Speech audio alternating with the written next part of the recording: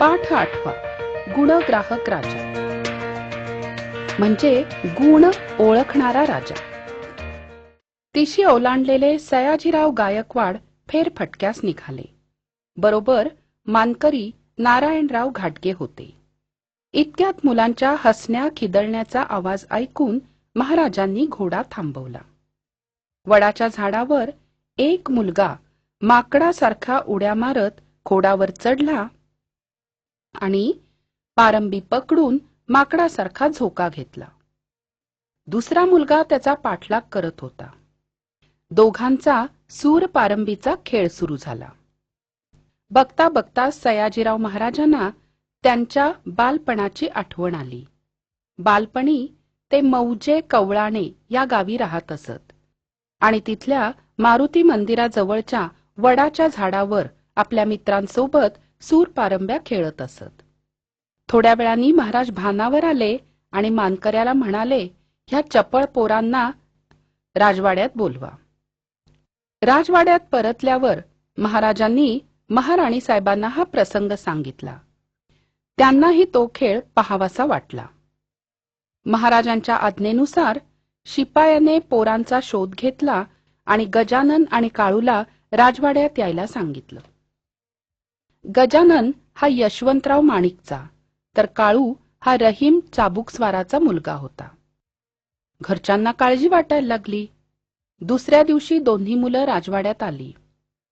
महाराज आणि राणीसाहेब आपल्या 3 मुलांना घेऊन तिथे आले।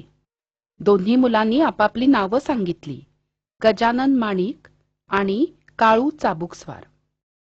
महाराजांनी सूर पारंब्यांचा खेळ त्यांना दाखवायला सांगितला। दोघांनी घामाघूम होईपर्यंत खेळ दाखवला आणि मग महाराजांनी खेळ थांबवायला सांगितलं। महाराजांनी गजाननला भरजरी टोपी दिली कारण तो हरला नव्हता आणि राणीसाहेबांनी काळूला जरीची टोपी दिली कारण त्याने पाठलाग छान केला। पोरांना मिठाई खाऊ घालून घोडागाडीतून महाराजांनी त्यांना परत पाठवलं। गजाननच्या शाळेत वार्षिक बक्षीस समारंभ होता। महाराजच बक्षीस समारंभासाठी आले होते। एकच मुलगा पुन्हा पुन्हा वेगवेगळी बक्षिसं घेण्यासाठी येऊ लागला। 18 बक्षिसं घेतलेल्या या मुलाला महाराजांनी ओळखलं। तो होता गजानन माणिक। महाराजांनी त्याला हस्ताक्षर दाखवायला सांगितलं तेव्हा गजानननी कागदावर लिहिलं, श्रीमंत सयाजीराव महाराज की जय। महाराजांनी त्याला जरीची टोपी बक्षीस दिली आणि हाच मुलगा पुढे बडोद्याचं राजरत्न गजानन माणिकराव झाला। स्वाध्याय गाळलेल्या जागी योग्य शब्द लिहा। थोड्या वेळाने महाराज टिंबटिंब आले। भानावर पोरं टिंबटिंब घरी परतली। घोडागाडीतून बघू तुझं टिंबटिंब, हस्ताक्षर।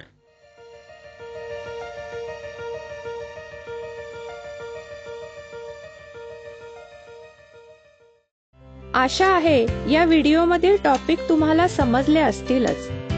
अजून पुढील व्हिडिओ पाहण्यासाठी आमच्या चॅनलला सबस्क्राइब करा आणि इतर पालकांना आणि विद्यार्थ्यांना शेअर करून पुढील व्हिडिओसाठी आम्हाला प्रोत्साहित करा।